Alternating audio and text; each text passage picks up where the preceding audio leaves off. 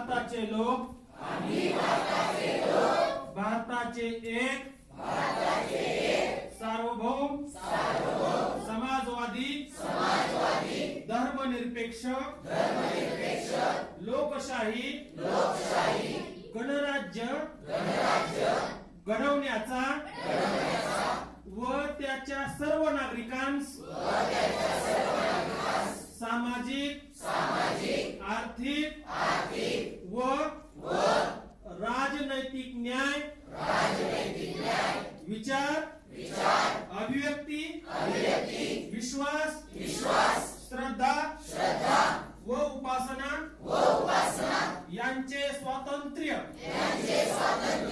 दर्जाची व संधीची समानता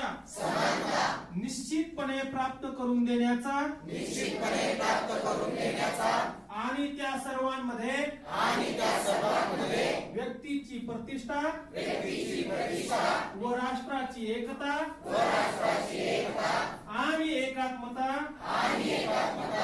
यांचे आश्वासन देणारी बंधुता प्रवर्धित करण्याचा